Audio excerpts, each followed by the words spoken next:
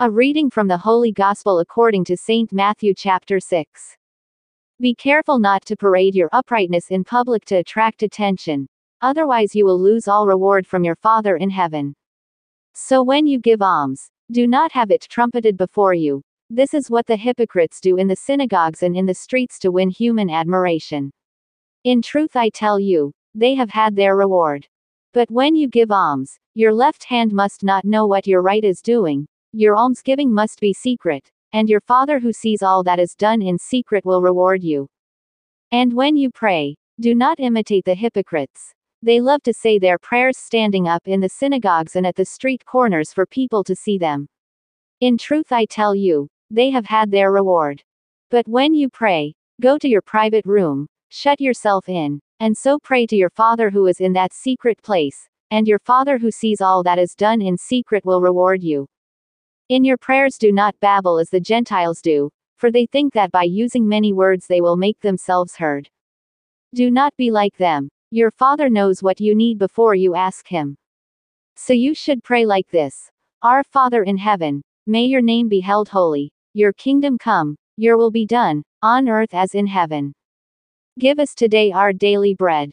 And forgive us our debts, as we have forgiven those who are in debt to us. And do not put us to the test, but save us from the evil one. Yes, if you forgive others their failings, your heavenly Father will forgive you yours. But if you do not forgive others, your Father will not forgive your failings either. When you are fasting, do not put on a gloomy look as the hypocrites do. They go about looking unsightly to let people know they are fasting. In truth I tell you, they have had their reward. But when you fast, put scent on your head and wash your face, so that no one will know you are fasting except your Father who sees all that is done in secret, and your Father who sees all that is done in secret will reward you. Do not store up treasures for yourselves on earth, where moth and woodworm destroy them and thieves can break in and steal. But store up treasures for yourselves in heaven, where neither moth nor woodworm destroys them and thieves cannot break in and steal. For wherever your treasure is, there will your heart be too. The lamp of the body is the eye. It follows that if your eye is clear, your whole body will be filled with light. But if your eye is diseased, your whole body will be darkness. If then, the light inside you is darkened, what darkness that will be! No one can be the slave of two masters. He will either hate the first and love the second, or be attached to the first and despise the second. You cannot be the slave both of God and of money.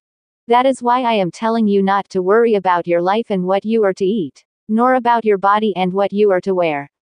Surely life is more than food, and the body more than clothing. Look at the birds in the sky.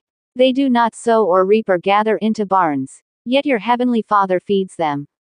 Are you not worth much more than they are?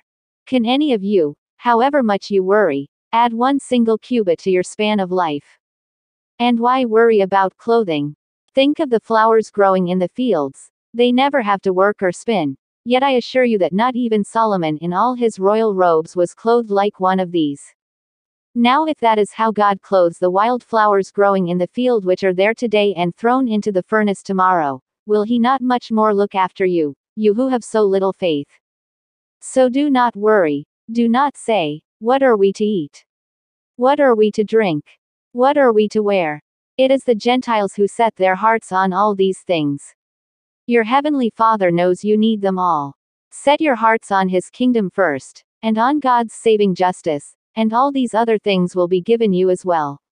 So do not worry about tomorrow. Tomorrow will take care of itself. Each day has enough trouble of its own. The Gospel of the Lord.